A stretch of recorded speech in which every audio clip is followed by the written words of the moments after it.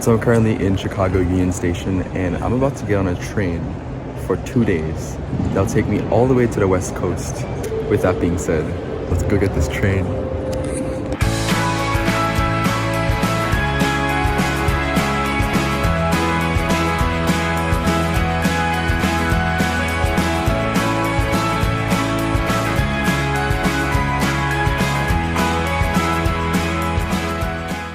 So right after my finals ended, I flew to Chicago to catch a train. Well, not that train. I flew to Chicago to catch a train all the way to San Francisco, but before I got on board, I had barely 2 hours to see the city, and that's exactly what I did. Tell me in Chicago, yeah. Only hear about it, yeah. I then walked to Union Station where I caught the California Zephyr, an epic train trip across the 7 states, Illinois, Iowa, Nebraska, Colorado, Utah, Nevada, and California, taking a whole 51 hours through some of the most beautiful landscapes in the country.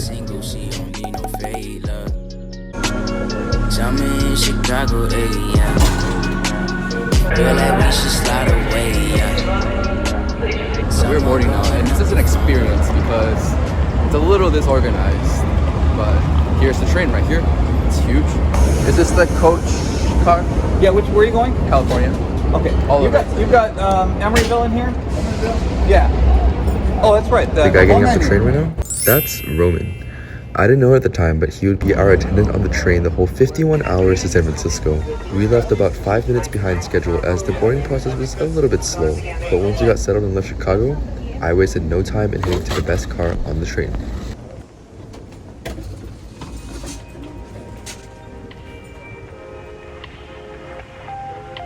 I'm checking out the observation car right now.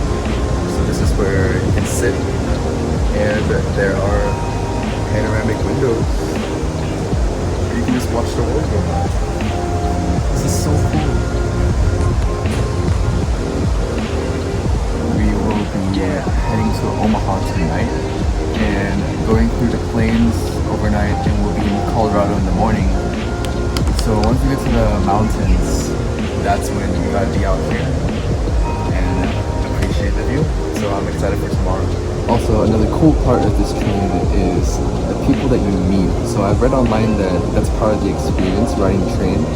And I've already met a really cool person. So the guy sitting next to me right now, or in our seats, the guy sitting next to me, he's a professor of literature at the University of Wisconsin. And that's so cool just talking to him about like his experience teaching in academics. Unfortunately, I never got the guy's name, but he was really cool to talk to. He teaches in Milwaukee, but he's from Omaha, so whenever he goes home, he takes the train, as he says that jogs his creative juices. So I just woke up from a nap, and we just crossed into the state of Iowa, and it's still looking very flat outside.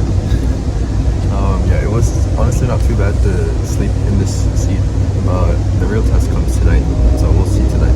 Now, as you saw, the seat actually pitches back quite a lot, and that nap back in my seat was perfect. I didn't want to spend too much daylight asleep though, so it was back to the observation car to watch the world go by. I get home from work and you're still standing in your dressing gown.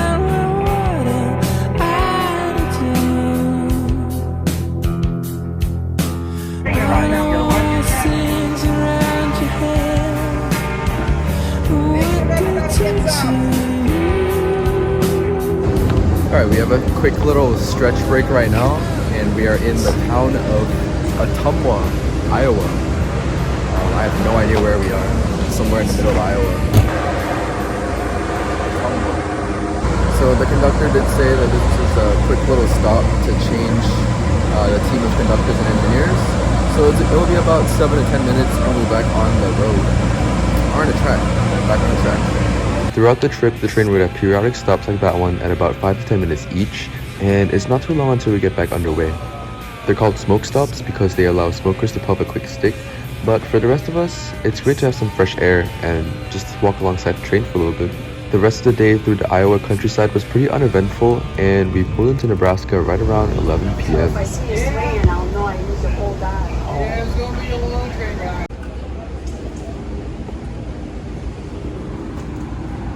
Alright, it's 11 o'clock on day one, and we are at the last stop for today.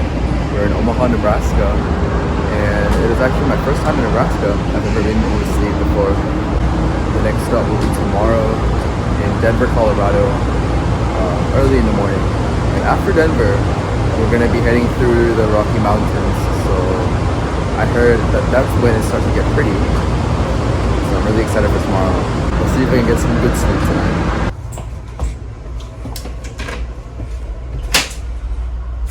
Alright. Well, now is as good a time as ever to do a bathroom tour because I need to pee. This is the bathroom. It is pretty much just like an airplane bathroom. Is there water? There is water. My seat buddy left me at Omaha, and I had both seats to myself for the entire rest of the trip. And since I didn't have anyone next to me, I could lie down to sleep. So I slept alright that first night, but the next morning I woke up just in time for...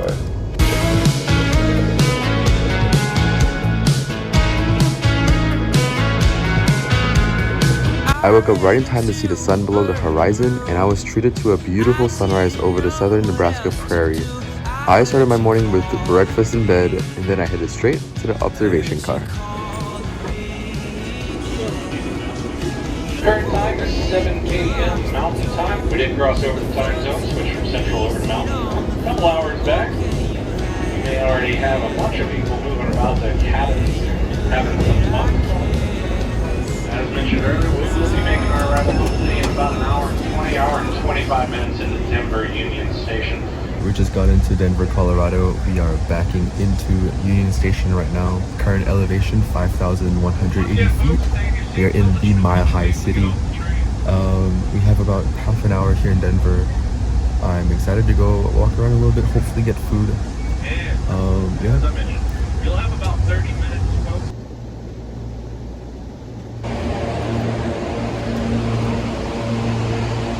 It's my first time in Colorado.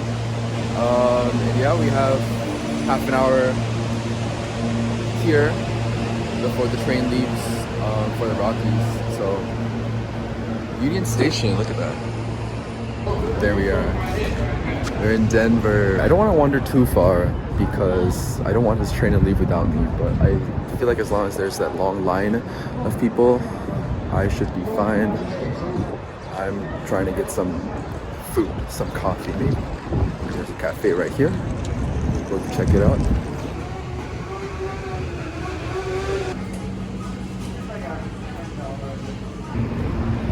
It's been a little bit much for a coffee and a croissant, but I asked how long it would take for breakfast and he said 10 to 15 minutes. So I don't want to take that risk of the train being behind. I'm just gonna have to do without food, or proper food, like a proper meal today. And I'm gonna get back on the train, just in case. But for now, at least I have a coffee. Ooh, straight black. Please don't take another seat. If yours is occupied, please wait in the back of the car. So I actually could have waited another 10 minutes at the cafe for breakfast, but again, I didn't want to take that risk of getting left behind. So I got back to the train early and secured my seat at the observation car. And then it was off to the Rocky Mountains.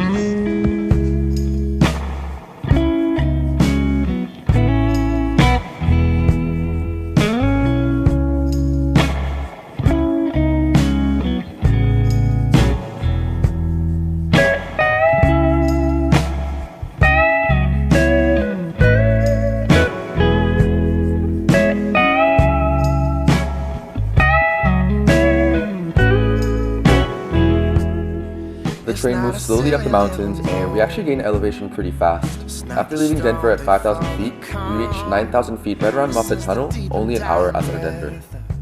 This love that we've been working on can't seem to hold you like I want to, so I can feel you in my arms. Nobody's gonna come and save me. Really quick, so once the whole train is done, utilize your time, come on down. We're only be here for about 4 minutes. It's gonna be very quick. Do not leave train side. Stay right alongside the train, folks. Don't attempt to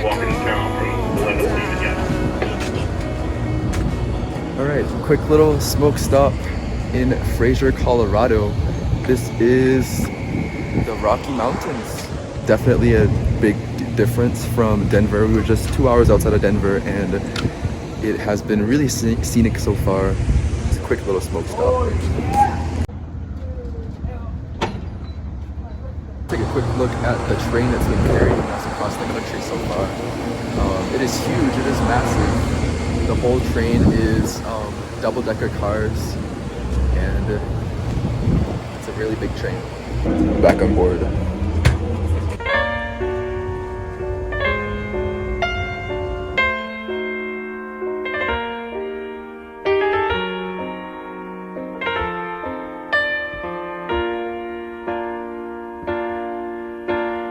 On the next segment of the trip, I chose to head back to my seat and give others a chance at the observation car. I actually found my seat to be much more comfortable because the observation car was completely full, while the cabin cars were silent. I have my blanket and the seats reclined back too. So I spent the next 4 hours with my seat back just watching the passing landscape and listening to the gentle lull of the wheels on the track. Also, during this little segment, I picked up my iPad and started drawing landscapes out my window, and I think I made some pretty good drawing. But you know that when the truth is told, that you can get what you want or you can just get old. You're gonna kick off before you even get halfway through. Ooh, when will you realize Vienna waits for you? Here's a little fun fact of the train. So every passenger gets a pink slip when they board the train, showing the 3-letter code of their final destination. This allows the conductor to know where you're going, so just in case you fall asleep, he can wake you up. I think this segment between Fraser and Grand Junction was the most beautiful part of the trip. I mean, as you can see, I took so many videos here. The train went right through central Colorado, which explains all the top tier views, and it really was the most beautiful 8 or so hours of the entire journey. You got your pride, but don't you know that only fools are satisfied? Dream on, but don't imagine they'll all come true. Ooh, when will you realize Vienna waits for you?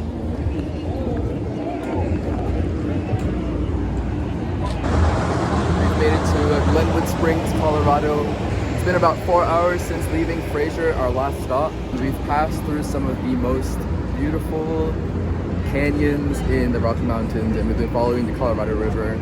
Actually, for the past 4 hours, we haven't had any cell service, so I think we have another 4 hours to the next stop in Grand Junction, Colorado.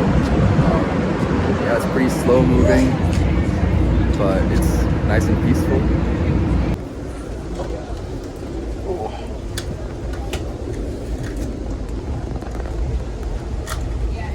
You see Austin's like a huge school, right?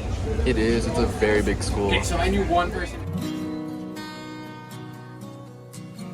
Once we left Glenwood Springs en route to Grand Junction, we seemed to have crossed through the mountain range and the landscape started to become a little bit more flat again. It was around here that I met Ben, a cool guy that you will meet later on in the vlog.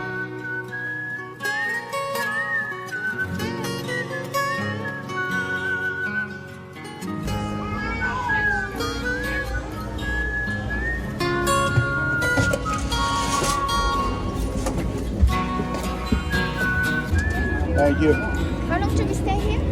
No time. Yeah, we stay over here, don't go anywhere.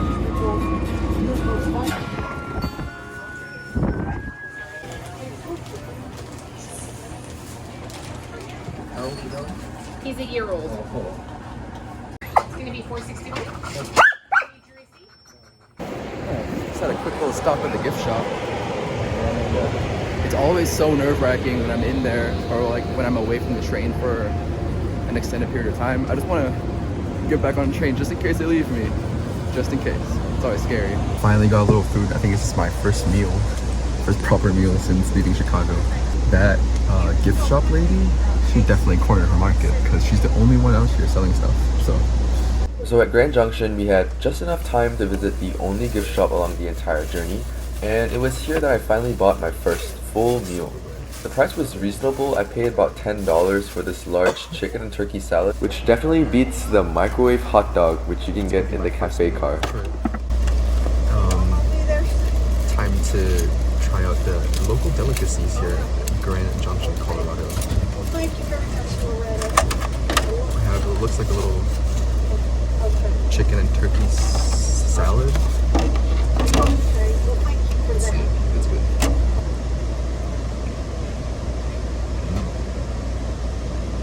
Well, it's just meat and vegetables. What was I expecting? But it's good. I would say the most popular section on the journey is that section from Denver to Grand Junction. I don't know if you could tell, but the observation car was full for the entire segment. So once we left Grand Junction towards Utah, our passenger load definitely thinned out a little bit, and with the train being that much quieter and just a little bit lonelier now, this part of the journey just felt really reflective for me. I don't know if it was because I've been on the train for almost 30 hours now, but I spent a lot of the next few hours just staring out the window watching the Utah desert roll by. Although the mountains were the most obviously beautiful, I think the Utah desert had a very understated charm that I personally enjoyed really very much.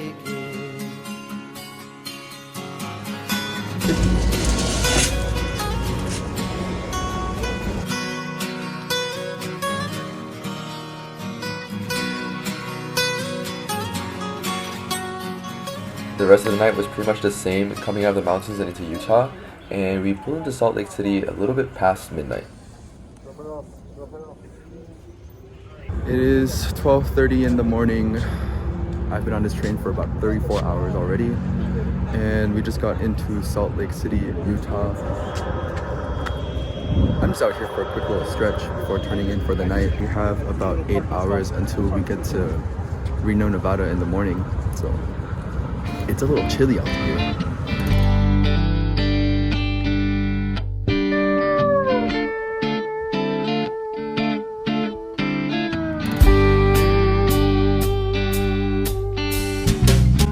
So after leaving Salt Lake City, I had a little trouble sleeping that night, but I did manage to get about 4 hours in, and I woke up the next morning deep in the Nevada desert. I decided to pay a visit to the cafe car for the first time for a quick pick-me-up coffee. There is a cafe on the first level of the observation car, but I didn't check it out until the last day because I just didn't really want to spend money. But on the third day, I finally gave in and I needed that little coffee. Never changes his mood in a painting on the wall right there. Oh, how long till the morning wakes?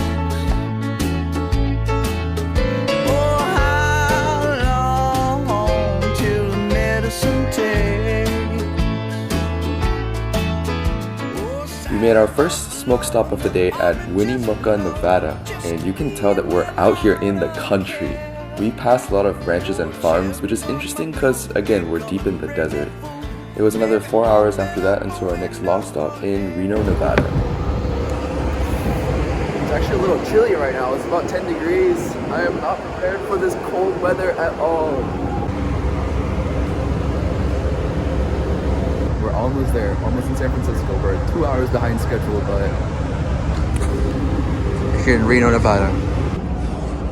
We made a quick little stop in Reno as we were a little behind, and we were off towards the California border.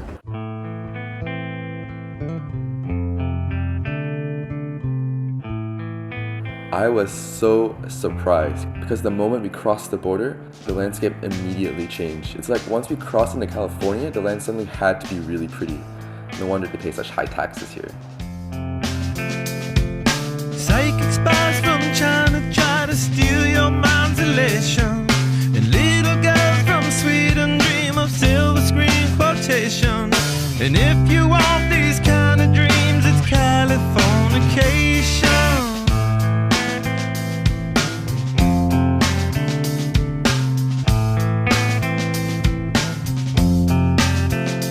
It's the edge of the world in all of Western civilization. The sun may rise in the east, at least it's settled. What's your name? My name's Ben. Alright, let's do it again. Hi, Ben. Hi. Where did you get on the train? I got on my first train in New Haven, Connecticut. And where are you headed to? San Francisco. Lake Tahoe. Right, we're in California right now, and I just met Ben on the train yesterday. I think it was yesterday. Yeah, and we've been just chilling on the train. Just chilling on the train. College students. Two college students. Two college students. One on a round across the country train trip, and I'm just crossing once. Crossing twice. I'm going down, up, across, down, up, back. Have fun. Good luck. I met Ben the previous day in Colorado, and he's a humanities student at the University of Pennsylvania. He bought the Amtrak Rail Pass for $399 to get you 10 train tickets in 1 month, and that's definitely something that I'm considering doing one day. It was kind of slow going through the Sierra Nevadas, but I wasn't complaining. The views were immaculate. But soon we are out of the mountains and into Sacramento, California. Quick smoke break, but we're in Sacramento. 2 more hours to San Francisco.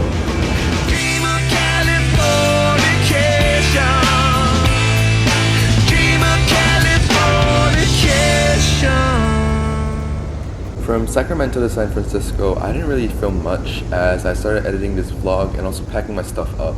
But once we got closer to the bay though, it was clear that we were on the western coast of America. Alright folks, our next stop coming up soon is Martinez. Martinez takes about 5 minutes. If you're going to San Francisco, be sure to wear some This is our last and final stop. Everyone loves exit, and hopefully it was all the belongings you came on board with. to San Francisco. You're gonna meet some gentle people there. We made it. 52 hours on this train right here. We are in Emeryville, California.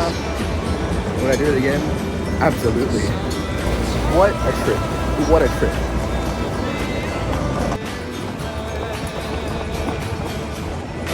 in the streets We did it. of San Francisco. Gentle Made it to Emeryville. in their hair.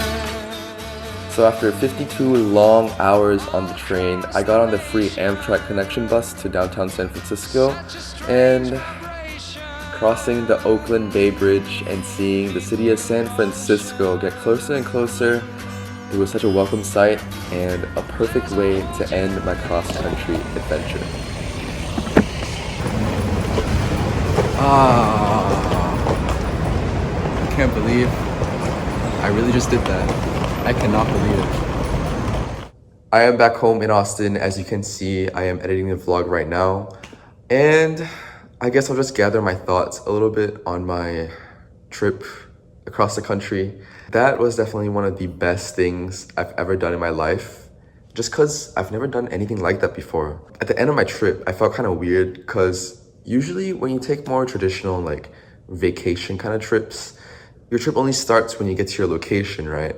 But for this trip, as I was walking through the streets of San Francisco, I felt kind of weird because like my trip was almost done, and it really was all about the journey and not the destination this time. I have a lot more thoughts on this Amtrak trip, which I will make in a part 2 to this video. But for right now, that's the end of my trip. You know, again, that was one of the best travel experiences of my life. And it was right here in my backyard. Like, you don't really have to travel that far for a good travel experience. And I'd encourage everyone to see America through the trains. It was such an interesting experience. I'm already thinking about my next Amtrak trip, but yeah. That's it for this vlog. Thank you for watching, and stay tuned for more adventures in the future. Bye-bye. If you come to San Francisco,